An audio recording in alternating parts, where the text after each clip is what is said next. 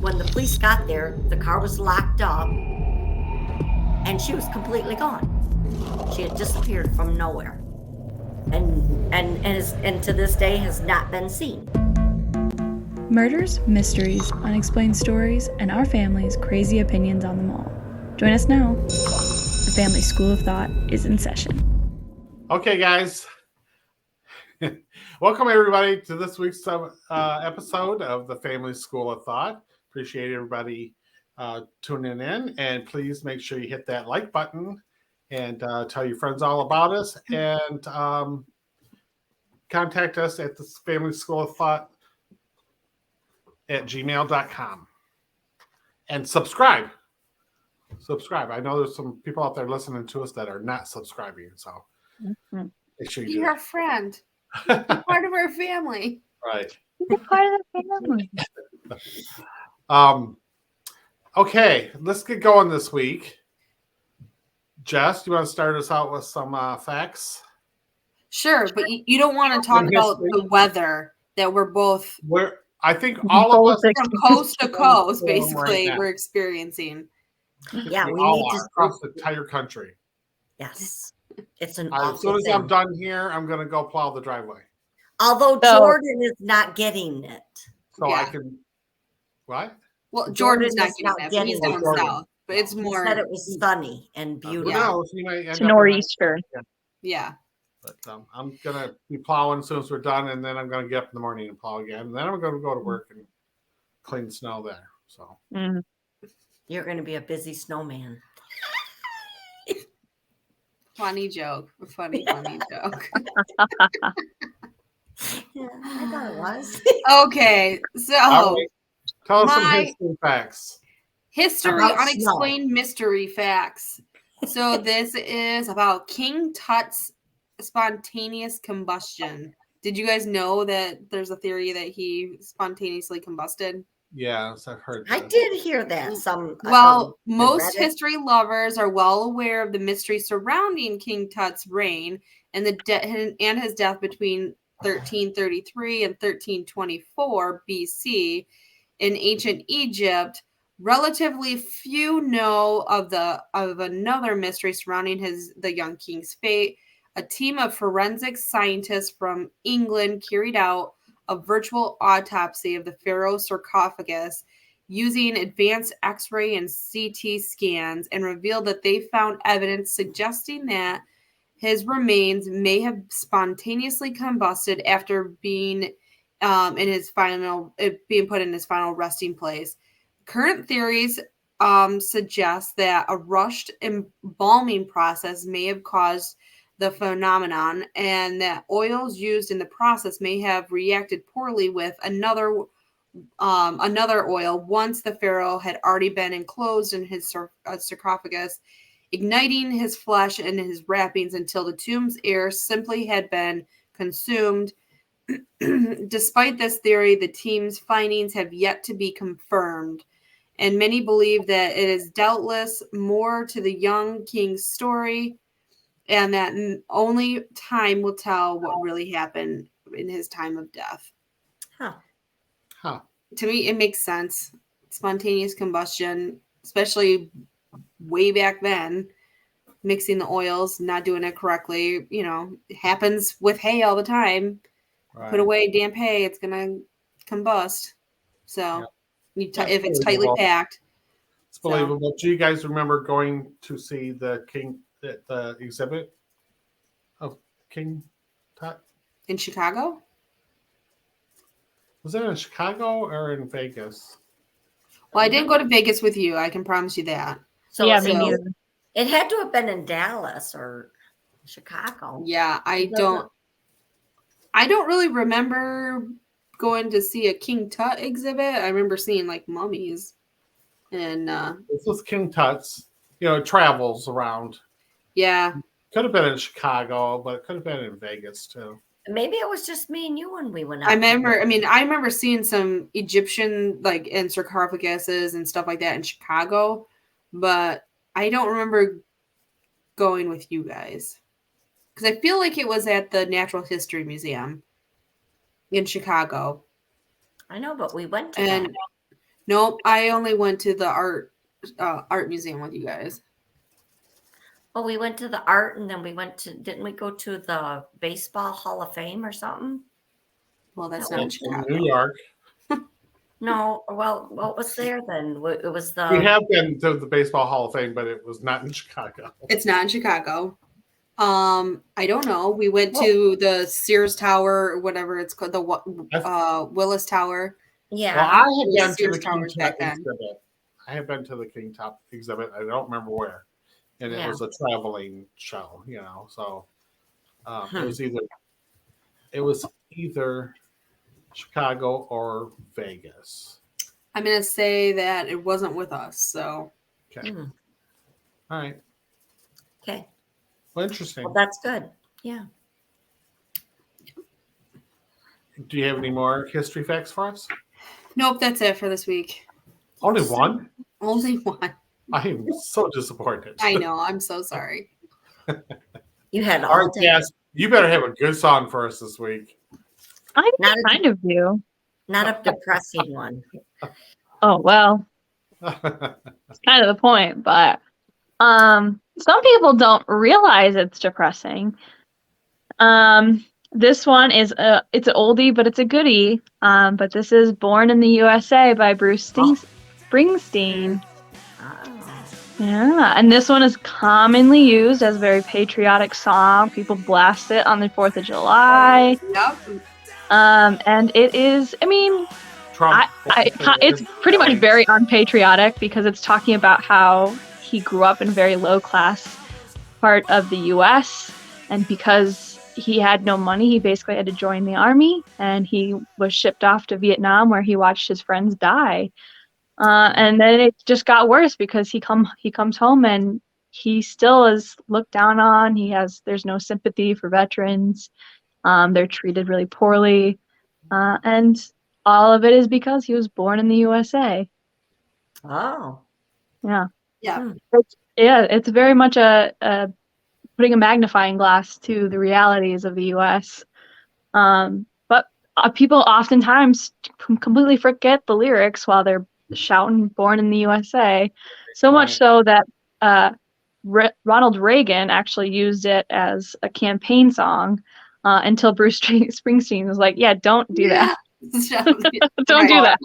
You're the problem." Yeah. How about that was actually, so it was an anti-war demonstration. Right. But obviously that's anti-US back in those days. It was kind of more of like a ironic song. Right. We're supposed to be this great country, but it's like, U.S. with healthcare. We're like the poverty, like the we're inequality. supposed to be this huge like first world country, but we can't figure out universal healthcare like every other country in the world. Right. Was Bruce Springsteen in the military? Yeah. I don't know. I don't think it said he ever served, to be honest. Well, let's Google it. Yeah. Well, you said he was shipped off to Vietnam. Well, in a song. In a song. Oh. The song is. Okay, then. All right. Well, cool. All right. Yeah. And He was called for the draft when he was 19, but he failed his physical exam. Really? And he avoided service in Vietnam. The concussion he suffered in a motorcycle accident when he was 17, and his behavior at the induction reportedly made him unacceptable for service. Huh. So there you have it. Wow. He was drafted and then told he couldn't serve. Yeah. Well, there you go. But I'm sure he knew a few people who were drafted and went over and didn't come back. So Yeah. Right. He was the product of the times, anyhow. Right. Yeah. All right. Okay, Dee, I think you're up this week. I am. Got a juicy story for us? Got anything for me? Is it another full family murder? Because we can make it a month. I mean, I don't know. Well, no, this is like a One disappearance. full month of family murders. No, I got away from the murder. Well, I don't know if it's a murder or not. I'm doing my story on Maura Murray. Maura Murray. Moira? Moira. On Schitt's Creek? No. With the Maura. wigs? Maura Murray. She was born on May 4th, 1982 in Hanson, Massachusetts. She were parents Fred and Laura Murray. And she had 2 older sisters and an older brother, and then she had a younger brother. They were a close-knit family, and she was, very close to her parents. Her parents divorced when she was 6 years old, but was still involved with her father, and her father was still involved in all of his kids' lives throughout, or to this day still is. She was a great student, great kid. Her father coached her in sports. She was, very good athlete, great friend, well-rounded kid. Did very well in school, very smart. She when she was in high school, they claimed that she was an overachiever. Her father coached her in track. She ran track through her school thing, and she scored a 1420 on her SAT test. So she was a prominent student, was offered many scholarships from all different colleges. But she decided to go to West Point West Point Military Academy in New York, and she stayed there for a couple of months until she to go back, she went to college, and she chose that college because her older sister Julie was there at that college, and she was accepted for her track record, and so she went for track. And to go back, it's a pretty prestige college. They only accept like 10% of the applicants that do apply for this college, because it's such a I don't know how to put it, stressful. It's a military, really. Military You talking school. about West Point? Yes. Yeah, it's like for the elite. Right. I mean, it's a very prestigious. It's like a Ivy League of the military. Yes, and that's it. Yes, that's exactly what it is. It's the Ivy League of the military academy, and she went there and decided that she no longer wanted to go. But with all of my findings, it's kind of going back and forth, because it was really hard to follow, because everybody had so many different opinions, and everybody had different views on her life. But apparently, while she was at the West Point Military Academy, she got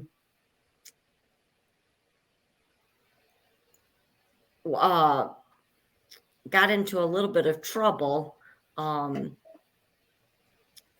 She was caught stealing makeup at Fort Knox. She went there in 2001, and was in disciplinary trouble about 7 times. And for a student, and this is another thing that got to me, this is just my opinion, for somebody that was that intelligent, that scores almost a perfect score. It is a perfect score on her SAT tests, and got straight A's through school. Was told by many of her friends that she was a very outgoing overachiever, winning districts in track. Her father coached her and her sister throughout her schooling. When she wasn't doing that with her, her father took her to all of the different meets and did everything. So for her to get to this academy, an Ivy Elite schooling, and then to get into trouble, and have disciplinary 7 different times, and then in 2001 go to Fort Knox with her classmates and get caught stealing makeup, it just doesn't make sense. It just kind of boggles my mind why she would do kind of these things. Was she striving for more attention? Was she going through troubles because of the schooling was maybe too hard on her? Maybe she didn't realize that it was going to be as hard course as she thought. I mean, her sister talked about it being so strict that she loved it, and went on and on about, she had a good time, but maybe her sister didn't. But she decided to leave West Point, and she went to the University of Massachusetts to do nursing. So she went from an academy, military academy, to going into nursing, which is both a very hard course to take. Nursing is so much memorization for you got to remember medicines and stats. There's just so much to do with nursing. So both of them would probably be stressful. So was she going through difficulty times, and this is why she did the stuff that she did? But when she was at West Point, and she had already left, or was going to leave to go to she applied for University of Massachusetts, but when she got the shoplifting upon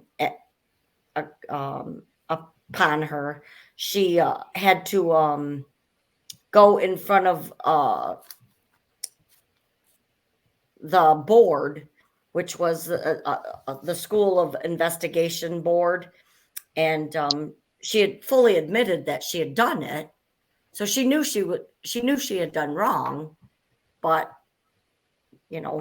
why she did this, to be able to go to college and do all this stuff. Was she asking for attention? Was she trying to get somebody to realize that something's not right? I don't know. She just so it sounds like her parents were very strict and very controlling of her life. The fact that her dad was her coach. And I bet you she went off to college and finally got where her sister was like, well, this is exactly like home. And she was the opposite, where she went, oh, okay, this is what freedom is, and started actually acting out. Yeah.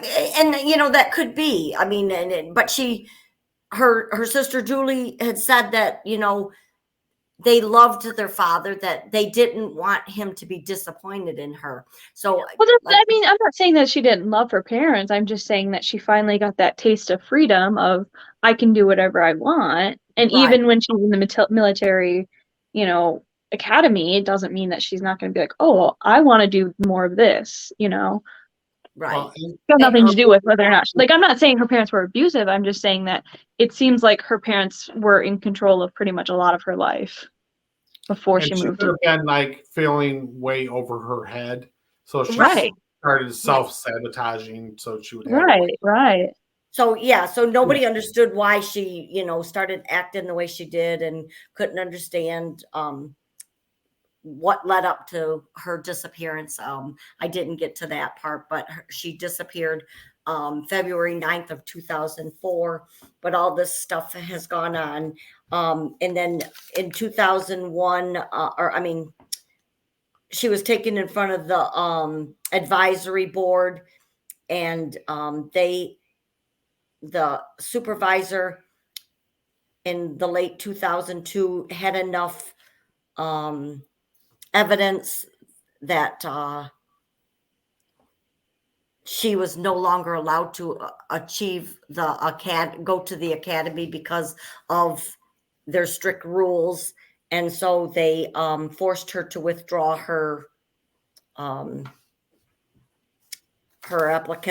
application from West Point. So she had to leave January 2nd of 2002, and that's when she went to University of Massachusetts, and she had met Bill Walsh at West Point, and they were trying to have a long distance relationship.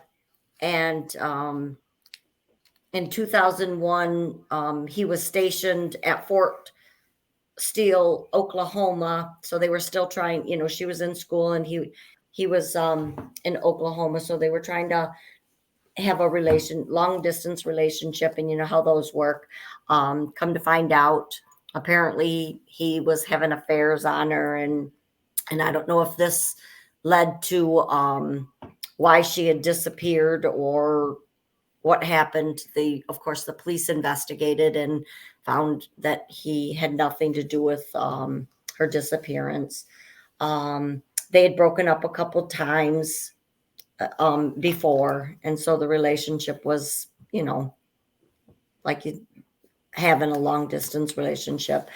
In the fall of 2003, she was in trouble again, and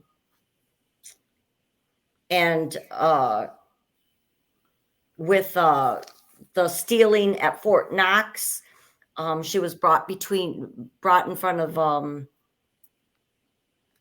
oh no, I guess that wasn't it.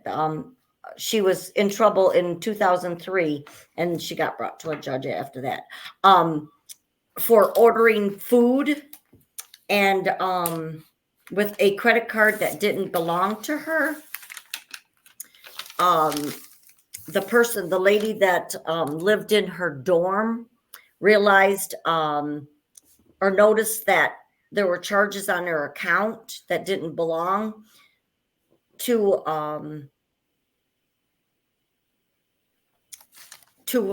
anything that she had purchased. And then there was two other accounts, or two other purchases of food accounts on this lady's charge bill. And so she called the police and reported a stolen credit card. And so the police investigated and found out that all the orders were delivered to Maura's room. And so the police confronted her, and of course she admitted to all of the accusations that she had that yes, she had used the credit card. She didn't she willingly said that she had used it, and the police officer asked her how she came in contact with the number, and she had said that she had found the receipt in a bathroom garbage, or she had found the credit card number on a receipt. And back then your receipt had your full credit card number on it. Now that's not the case, and this might be why, because people were frauding credit cards because they had access to, if you threw your receipt down, people could get a hold of your number. So she went to in front of a judge. She had a court hearing, and the police the judge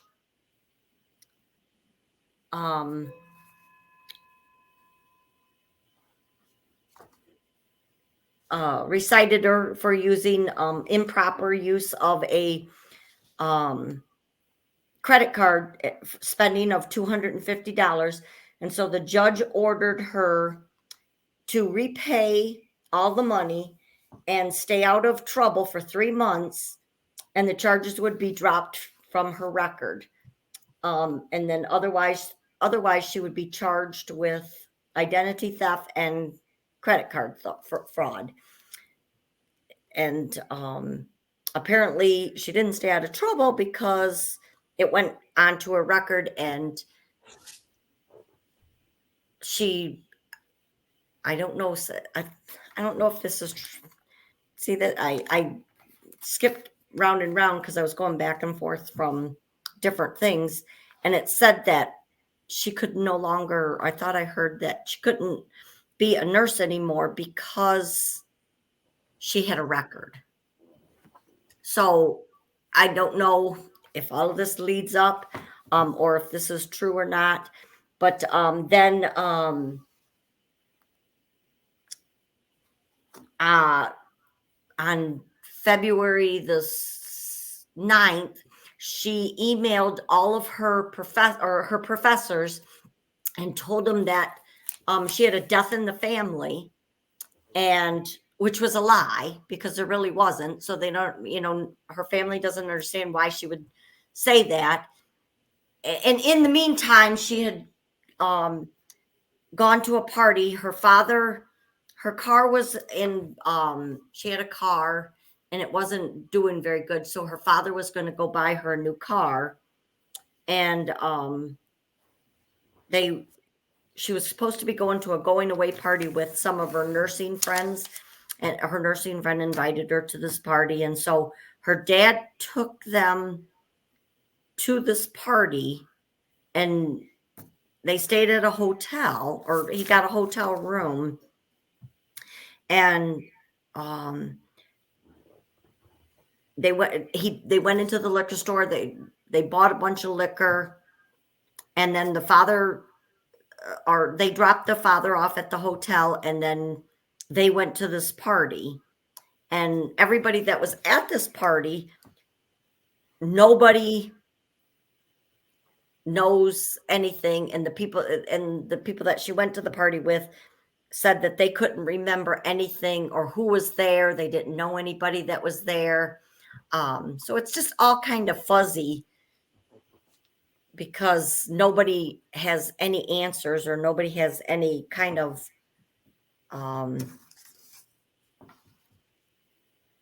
anything to say about this party that she went to. But then on the way home, her father had just got a brand new car, and she smashed it, ran right into a guardrail. And the police never questioned her. And see, I don't understand any of this either, because through this investigation, prior to the disappearance, she was never had never had a breathalyzer test, done anything.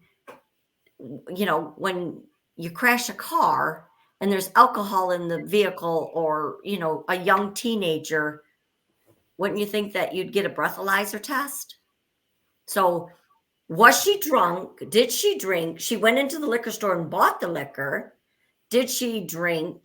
Did the cops not think that she had any alcohol on her breath when she crashed her dad's car? And she totaled it. She literally totaled his car. So the tow truck driver took her back to the hotel and just dropped her off. And she didn't have a way to get into the room So she stayed down in the lobby, and then somehow she ended up in the room with her dad. And some are saying that so many, like I said, there were so many different views, and it was the first year of computers, or when computers were, you had access to computers, so everybody analyzed their own thing. And somebody accused her father of molestation.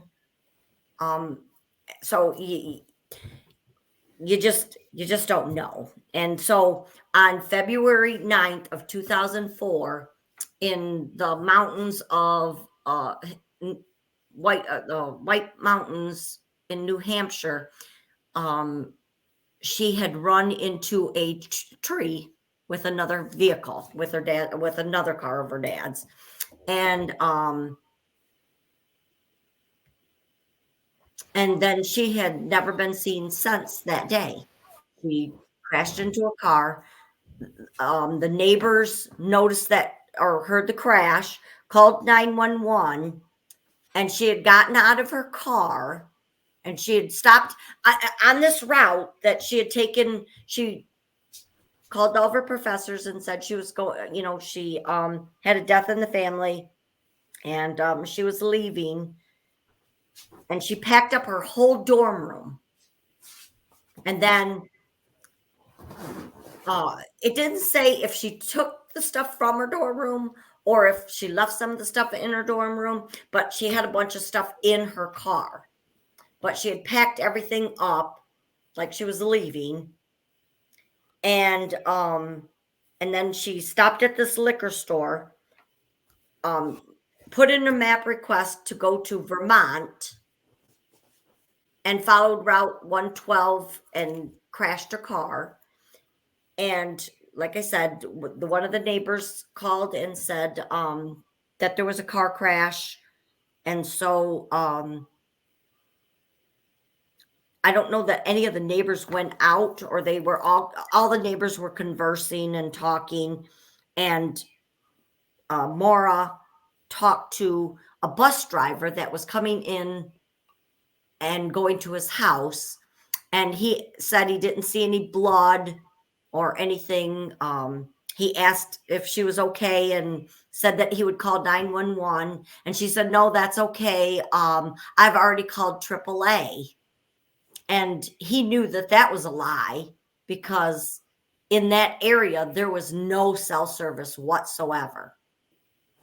And so he didn't understand that. Well, when all of the neighbors were conversing and the bus driver had left and went home to call 911, the police had already started to arrive. And when the police got there, the car was locked up and she was completely gone.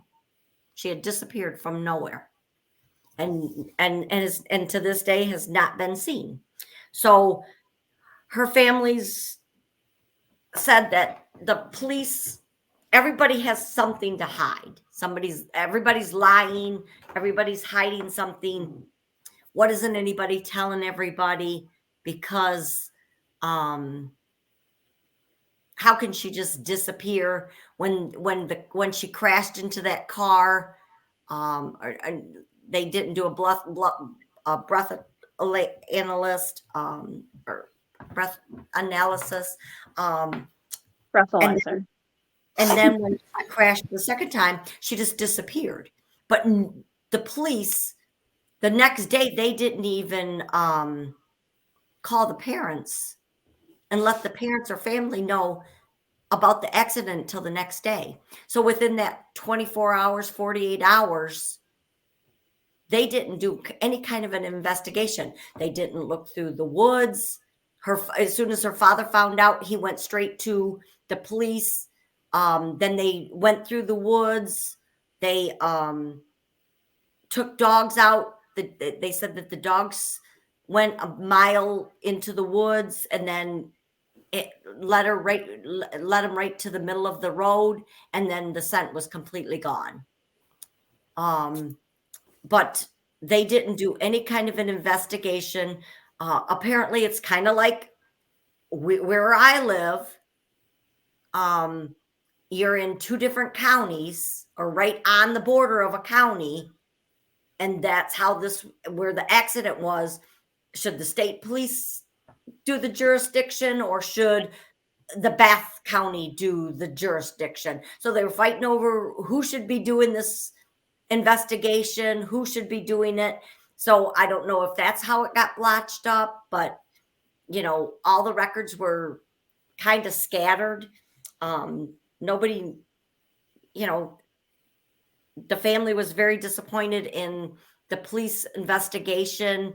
And so the father started investigating himself. He went up there every day, checked the woods.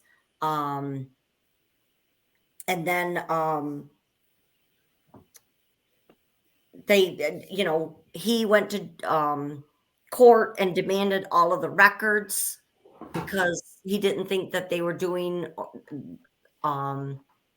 anything to try to find his daughter. He wanted answers. Nobody could give him any kind of answers. In the meantime, this James Renner had wrote a book about Maura, and in this book, like I said, everybody had their opinions. Everybody had a different take on this disappearance. In his book, he had accused Fred, her father, of sexually abusing her. Other people, this journalist that went to school, did an investigation herself and did podcasts and it ate at her because she attended the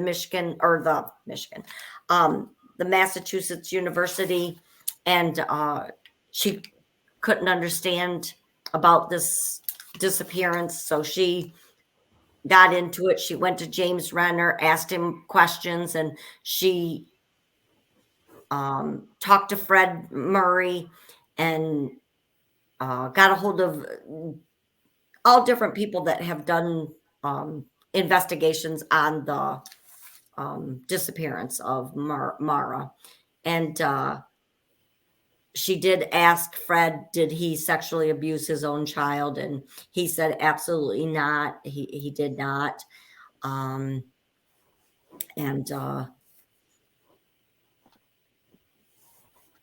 They asked a bunch of questions. Fred didn't want anything to do with James Renner because he didn't want his book published, and he told him no.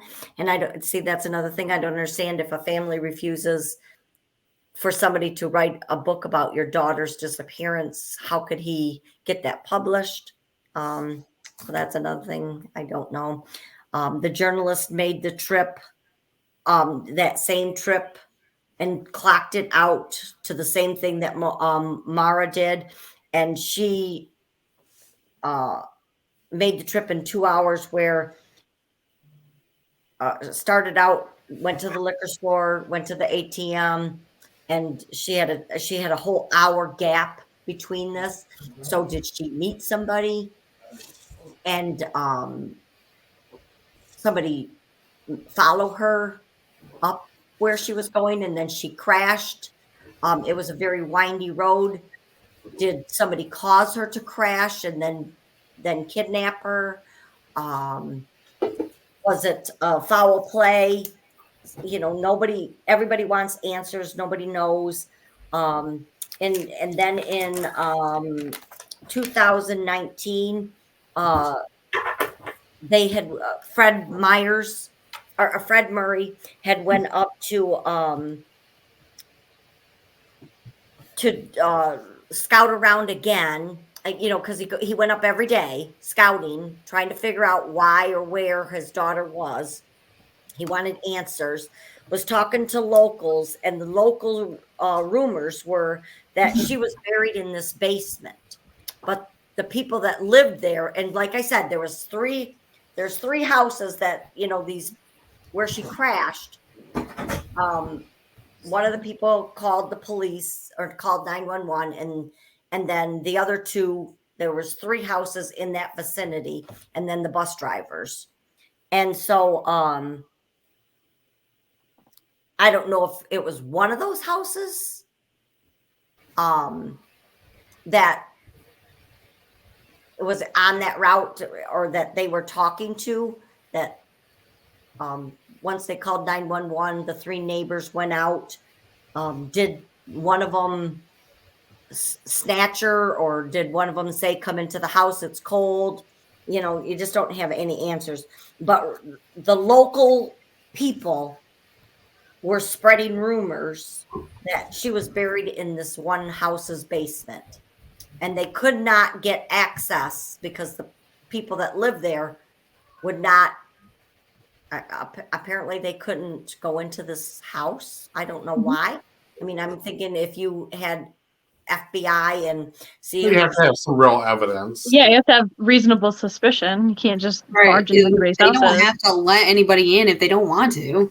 right? But I guess these dogs, they had 2 Not forensic reasonable dogs. enough. Yep. Yeah, right. 2 different dogs had. Not conclusive enough. I don't know. They That's had not how the law works. You have to and you have to think too, like the people that own it may not have been involved, probably likely weren't involved at all. And so like they may have just bought the house. What, you're gonna let the FBI come in and they're gonna dig up your basement and then like that's it? Well- Like they destroy your house and then you're supposed to just move on? That's a lot.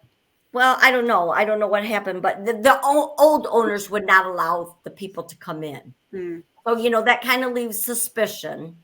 But then when the dogs went up, the house had taken new ownership. And so the new ownership people that bought the house said, yes, they, because the dogs, both dogs went to the same spot and sat down and went crazy in that one spot.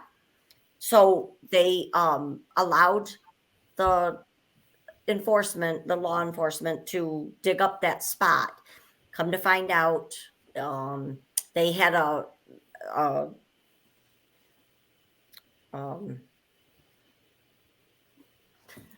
a brain fart. Body? A what? No. I'm No, they guessing had it's they called a conference to go over the evidence. Uh-huh. And so they called the family to come, and they thought, oh, this is closure. They found her body. This is it. And then they did the conference, and they said that they had no evidence. They found absolutely nothing. And so it was another empty case. And so in the meantime, through all of this stuff, before she disappeared, she had gotten calls. She was working at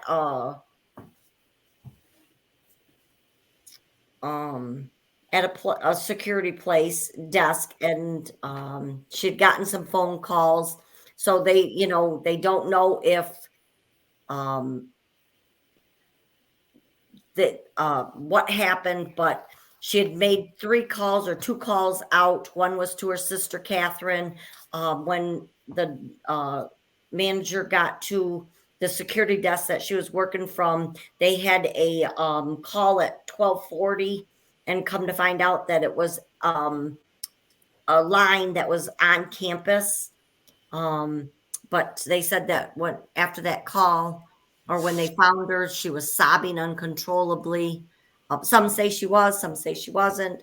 So did she get a call to go up to the White Mountains? Why did she go up there?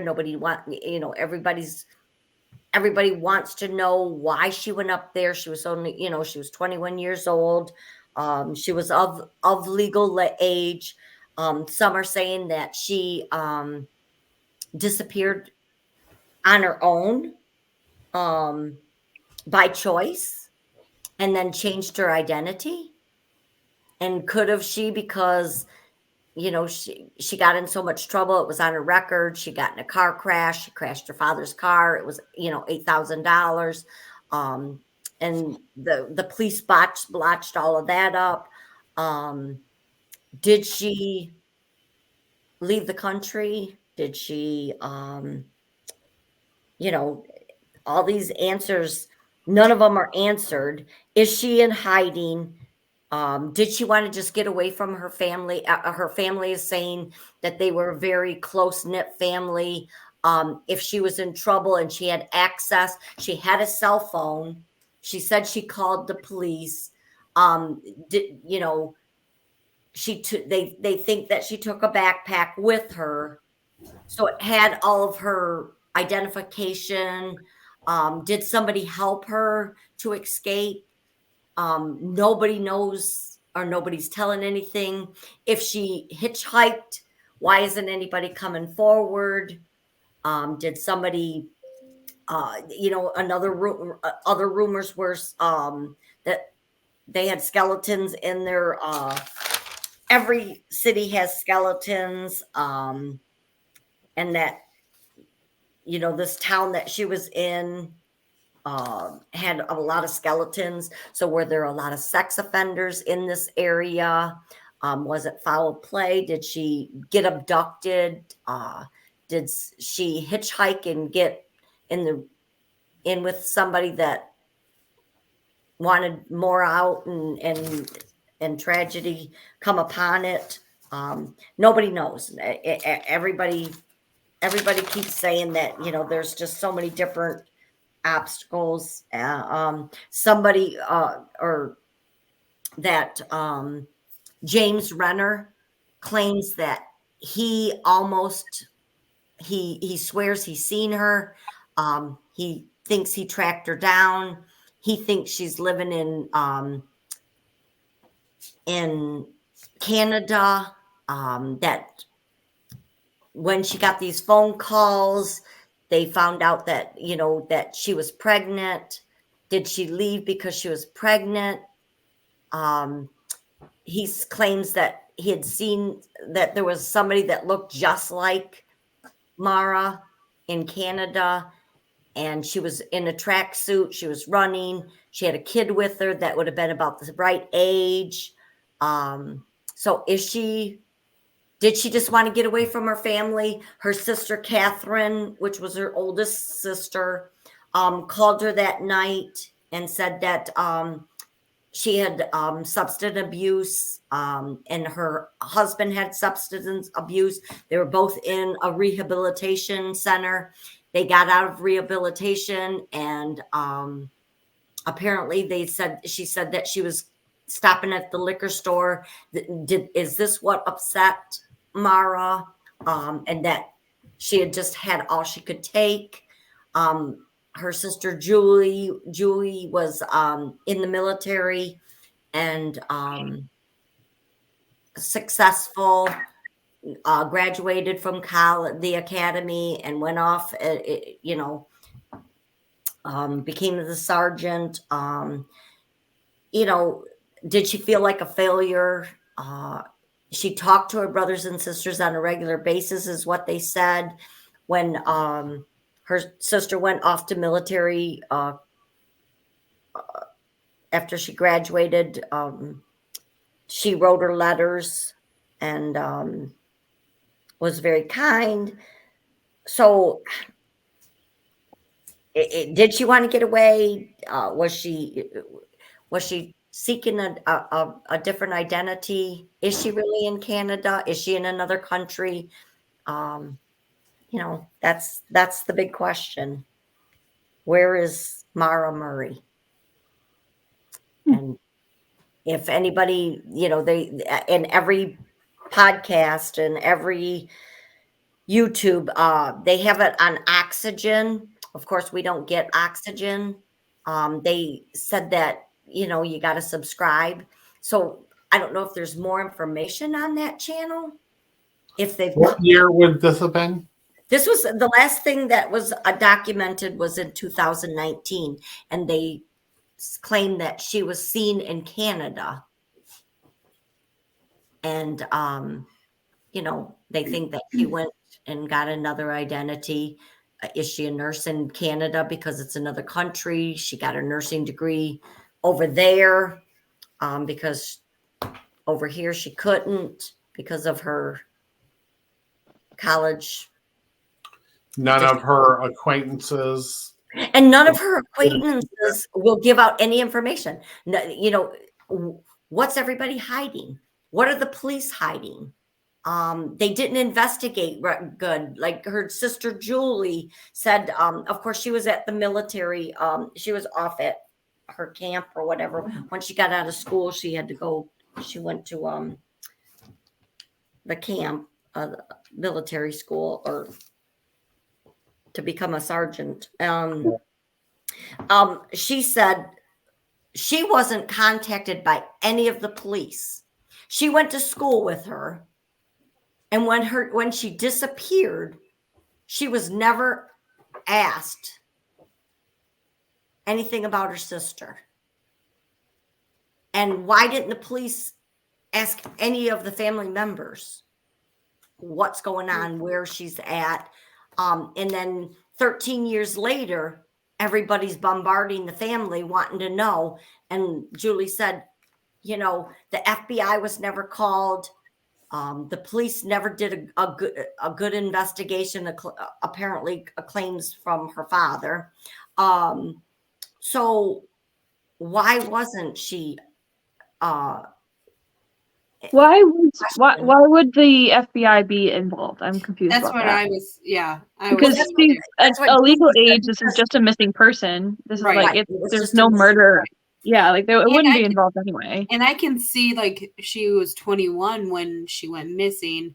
There's no reason for the police to like start asking all her family members and friends. And, if there's no signs of a struggle or foul play, especially with like, oh, there's a car accident on the side of the road. Like how did they know that she wasn't picked up by somebody else? And if she told the bus driver she called AAA, even though he thought it was a lie, whatever, like how do they know that how did they know that she wasn't just picked up and I'm going to come back tomorrow for my car? That's what everybody said. Within a 7-minute gap, she was gone. So like I said, did she meet somebody at the party store that she was buying liquor from and follow her up? Was following her to wherever? Her dad said that they had a place that they went to in New Hampshire every at least 4 times a year. So was she going, she knew the roads. Was she going up to that retreat that they always go to? But she had programmed it to go to Vermont. She never made it to Vermont. Where was she going? Who was she going to meet? Those are all the questions that nobody has answers to. Was it just a bad, something to make everybody believe that so that she could escape? Who did she disappear with? Who picked her up on Route 112? Maybe one of her friends or somebody that's keeping it tight-lipped. But I think something happened at West Point, which is, especially this was early 2000s. Yeah. It was very prominently a male-dominated academy at that point. And her sister was there already, but there's a good history of abuse, sexual abuse and physical abuse to women in the military. And likely just something in general, happened. Not just to the women. You're right. General. Yeah, in general. But likely something happened to her at West Point, and she went to her superiors and informed them, and they said, well, deal with it. You're at West Point. And her, then that's probably when all the acting out really started, and that's why she left. And maybe she said something to her family, and they're like, well, you're just a disappointment. You got kicked out of West Point or whatever, and you've been arrested. You're stealing all this stuff, and you've been this straight A great student academically and athletically, and now what happened to you? And then, okay, I'm not getting the support from anybody. Well, so she did get the support from her family. Her Well, family that's what was, they say now. well, yeah, that's Mhm. what they're saying. But like you said, if something tragic happened at West Point and then she started acting out, she started stealing, then she found cards. She was working 2 different jobs, so why would she steal?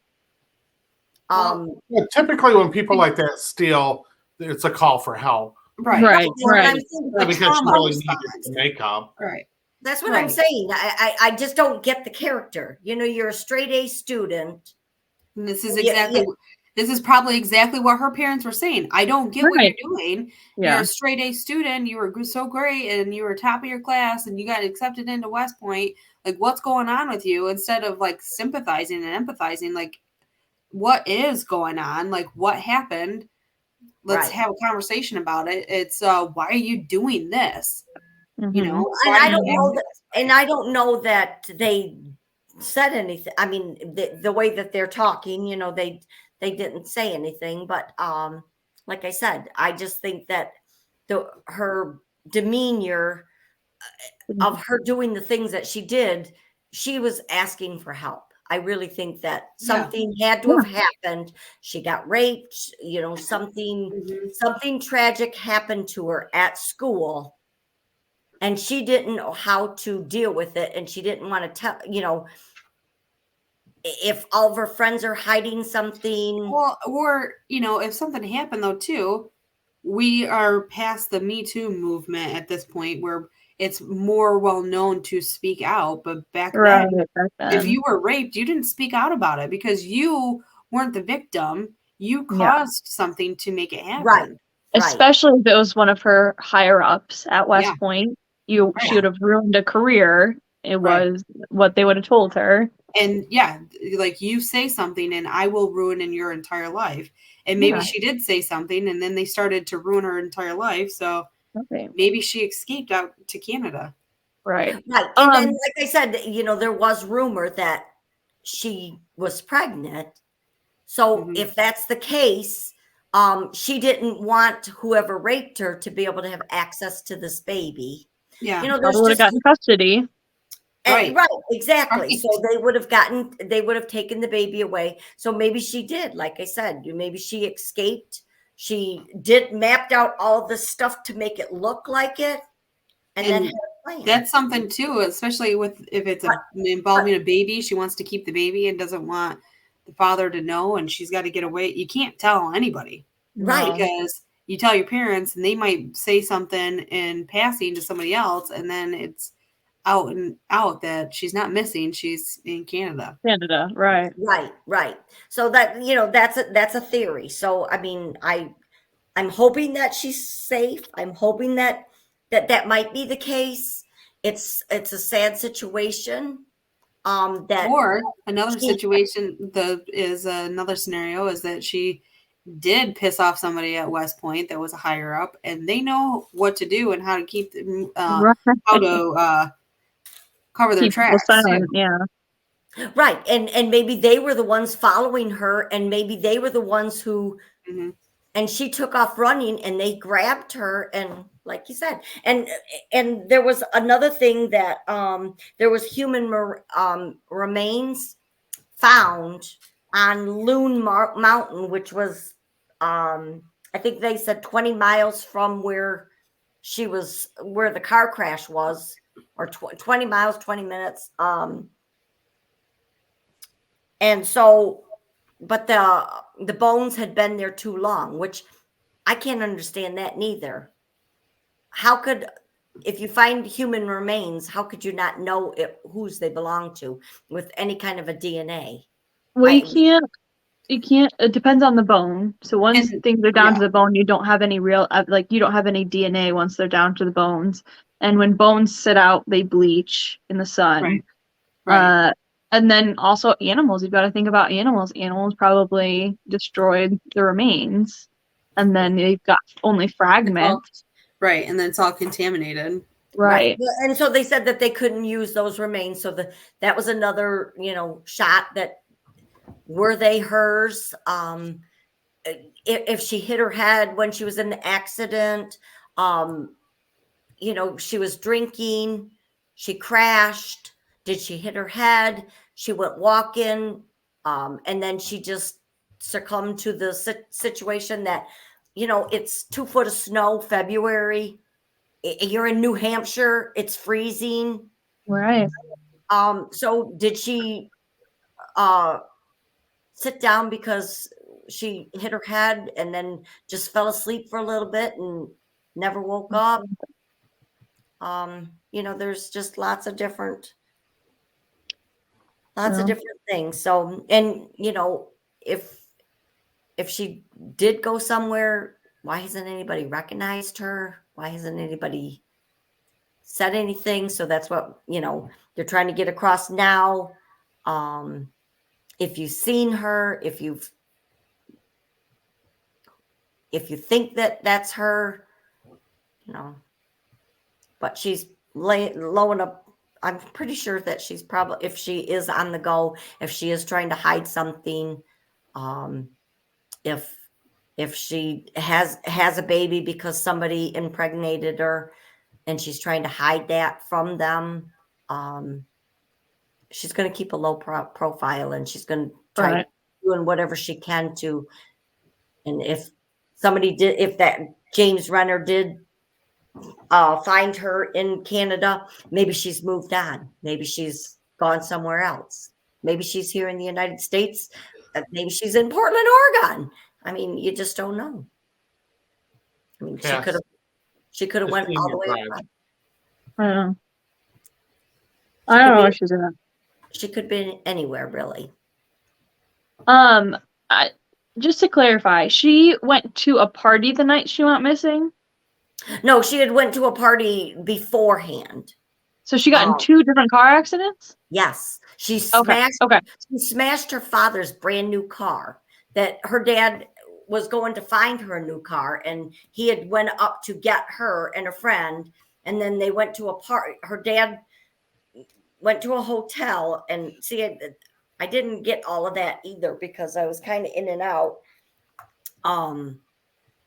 And I had kids, so I kind of missed some of it. But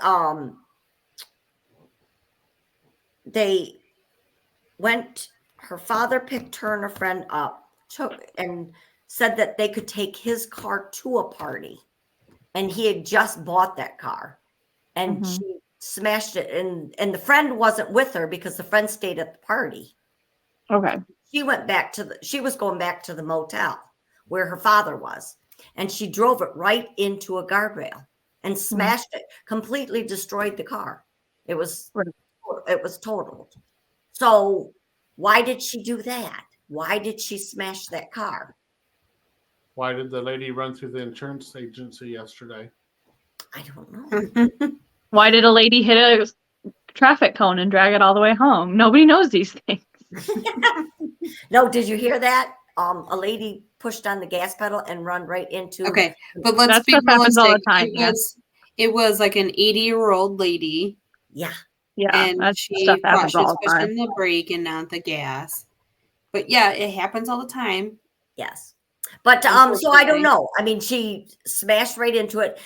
And why didn't, like I said, that's questions that the family wants to know. Why didn't she have a breathalyzer test? Why didn't she get taken to jail? Why did the tow truck driver drive her back to do with the cops? Like, if her dad picked her up, what would the cops have done? Her dad didn't pick her up. Her dad was at the hotel. She was driving the car from the party back to the hotel. But didn't you say he went to go get her and picked her up? No. She had her dad's car. Her dad picked her and her girlfriend up, and they said that they were going to this party. So her dad said she could take his car because she didn't have a reliable car. And so her dad went to the hotel, and her and her friend went to this party. They stopped at a party store with her father, got all the booze, dropped her father off at the hotel, went to the party, which I don't understand why the father would allow that, knowing that you're going to. She's of legal age, but yeah, why would you let the car? And then and not say, well, when you want to come home, give me a buzz. Right. Call me. Sounds like maybe they're trying to place the blame on people other than themselves. Yeah. Not that they're to blame for their daughter's disappearance, but like this like idea that they're like so mad at the cops for not doing something that like And they don't do. Like Right, it's not and- something that they do on every case. Right. And with I mean, yeah, granted, but again, this was early 2000s too, but like a lot of times with cops, if they see a young kid or Right. early 20s person that doesn't appear like fully intoxicated, but a lot of times it's like, hey, you know what you're doing, like let's be safe about it, because or like if there's alcohol in the car, they dump it out because they don't want that person to have a record, especially a DUI type of a record. Right. So I don't know, if that's what happened, but there was alcohol in the car. There was alcohol gone from the car. So she had taken alcohol with her when she left. That's why they're saying that she took a backpack. I mean, I don't know any of the the thing though too is like, was the alcohol open? Yes. Just because it was in the car doesn't mean it was open. And there was alcohol in the car, but did it get open because of the crash? Right. Right. Both of the airbags went off in her car. Right. I mean, because then she could have easily said, "Oh, I just went to the store and picked all this up. I smell like booze because I just crashed." Yeah, right.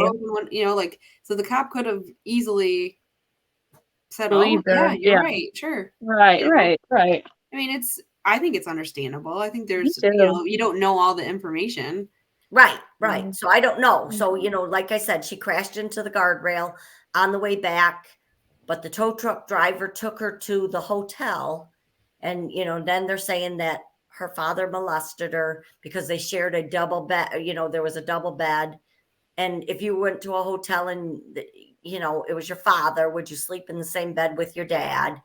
A lot of people said yes, they would. But then in the investigation, it was 2 twin size beds. So, I don't know. Right. And then some was saying that she was down in the lobby until 5:30 in the morning. So because she couldn't get into the room.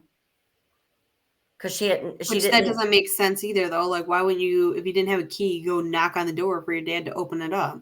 Right. Or just go to the front desk and say, "Hey, I'm in the room." I was in a car accident. I lost my key.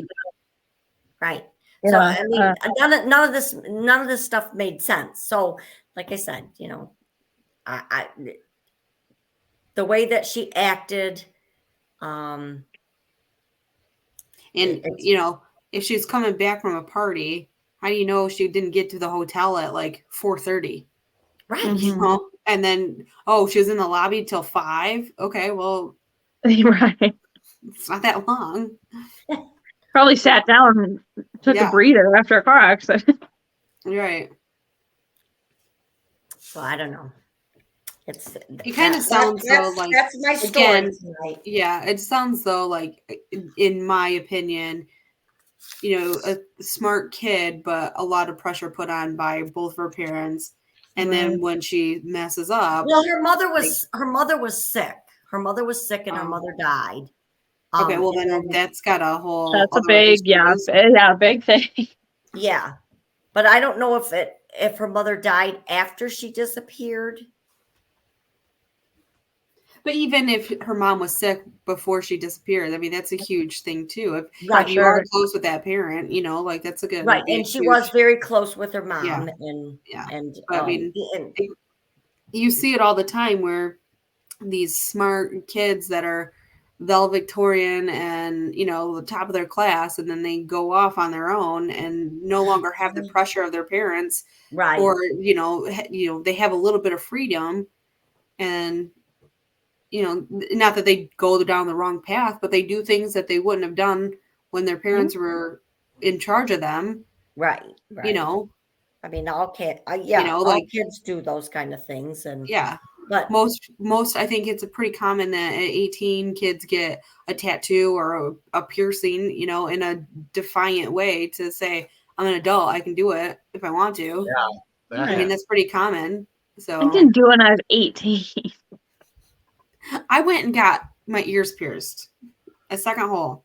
And we were all with you guys. No, We I all went went with and got that. No, Oh, just my second hole, my right. lobe hole, which it's not even there anymore. It's closed up. Oh. But I just thought that it was a thing, you know. It's an odd missing. Maybe she got abducted by aliens. Aliens. I was also thinking, I'm trying to think of where the Appalachian like mountains are in relation to New Hampshire, Vermont, but there is like a correlation between basically like the Appalachian Mountains and a bunch of like cave systems in the Appalachian Mountains and disappearances throughout the states. Right. And I don't know where Loon Mountain is compared to that because Right, that's what I was trying to think. you know, that up that route. And, you know, then I kind of, looked up like sexual offenders and, of course you can't get any of that information, where there are a Not lot from of 2004. No, because up in that, a lot of rumors said that in that area, there was a lot of skeletons to hide. So I don't know what, yeah. when you're listening to a bunch of different people's opinions, you don't know what's truth, what's Well, and facts. when you watch documentaries, there's they say that they're unbiased, but typically they're biased in one opinion or the other. Right. So Right. that's the whole point of a documentary is to get your point across. But Right. sadly, like most likely, she probably was drunk on the night of her disappearance and probably was going to get kicked out of college, out of University of Massachusetts or something. So left her dorm room because she knew she was going to be done with it, and then got into the car accident and was drunk and probably wandered off and fell off a mountain cliff, like. Or I know, but hypothermia, like you said, Mom. Somebody would have found the body. I mean, I just don't always. understand. How could No, people in choose? February? Right. In February, and it probably got covered so quick with snow. Right. And then an animal probably found her body and drug it off somewhere. And then, and then you have this springtime where it just like kind of washes away everything. And I mean, anything could have happened. I mean, it's.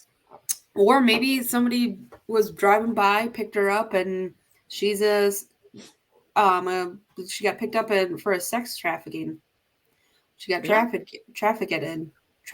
Yeah, because she was She was a beautiful, beautiful girl. I mean, so it could be. That's something that could have happened too. Maybe the bus driver kidnapped her. Well, maybe the bus driver lived within one of those 3 houses. I mean, there was 3 houses and then the bus driver's house. Well, isn't that like a perfect crime though? You find somebody, you can kidnap them. You call the cops saying, "Hey, there's this girl. She won't come with me. She's on the side of the road still. There's a car accident. You need to come out here." And then hide her in your closet until the cops that's what I was thinking. That some, they said that all the locals said that she was buried in this one house. So was it the bus driver's house? That's what I'm trying to think. I don't know. That's something though too, is that he could have easily hit her and then transported her somewhere else off. Right. That's what I'm saying. Those two dogs had her scent in that house. Yeah. Was she in that house? I mean, and then like you said, that he took her body somewhere else. Yeah. I mean, and serial killers know how to do, I mean, her scents were there. Maybe they spotted it there. He cleaned it up, but he took her body and burned it.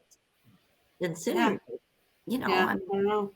Could have been anything. So hopefully those. That is fascinating. So. Hopefully nobody there's some closure to it because so many people are onto this story, and everywhere you look, somebody has got something to say about this. And I don't know if it's like you say, the Academy, because they think that they're hiding something, and the law enforcement is hiding something. So I can see with the academy, are something's they happened. hiding something because it wasn't she like would you said? blow the lid on it or do something, And it's definitely not unfeasible that has happened multiple times before and since. Right. So I'm saying that, everybody's hiding something, and everybody wants to know answers to this particular thing. And it's one of the top Missing cases. and people looking up on this missing case. And it's still open. It's still open. So Yeah. I just don't understand. So somebody's hiding that something. whole psychic. I know a psychic could probably tell us. And like you said, she might be right here in the United States, or she could be in Canada. She could be in New Mexico. In Oak Island. Maybe. But I think if something did happen to her at the academy, and if she was really pregnant and she just wanted to get away, afraid that he would do something to her. I don't know. So I just thought that the behavior right away was kind of funny to me. I think it's like you said, Mom, like with it being two different counties, and then obviously like the police and the parents and the family are not getting along very well. I think it's just nobody's working together, and they're losing evidence because of that. Yeah, I don't know. But the family is just really on top of it. And one of the journalists, like I said, she went to Massachusetts, the University of Massachusetts, and she became a journalist, and she said it haunted her. This one haunted her, and she had a lot of stuff, and she was the one that mapped out the route. She was the one who got a hold of all of these people, the James Renner who wrote the book, and then there was a Art Roderick, and he was like an investigator person, and he works for the I guess he still is, if I'm not mistaken. He works for the government right now. He works for the FBI, or he works for our government, trying to find missing persons, or cases and stuff. Right. And so this journalist had him go with her, and they were really looking into where she is. And they were the ones that, questioned James, and he said that she could be in Canada. So maybe, like I said, that was on the oxygen. Maybe they are the ones that may have seen, took pictures, or somebody took a picture and it looked just like, it was fuzzy, but they claimed that that's who it was. It was her. Mm-hmm. So maybe that was them that snapped the picture. People are asking who snapped the picture. Where's she now? So that's it. I really feel like if she was alive, she would have contacted somebody by now. Yeah, that's true. I don't know. I don't know either. Hopefully someday they'll have closure to it. There's 90 million people missing. And they said, another case was, I might do that one, so I better not say. Yeah. All right, so that's it for me. Any questions, anything?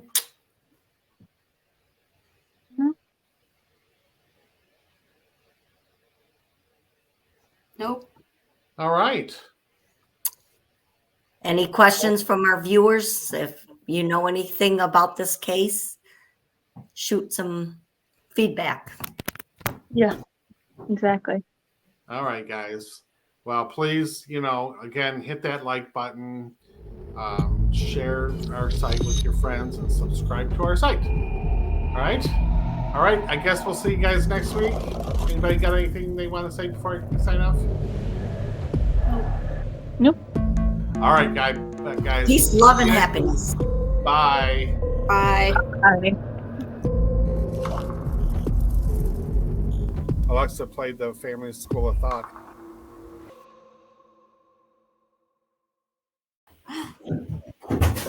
Hey, wake up.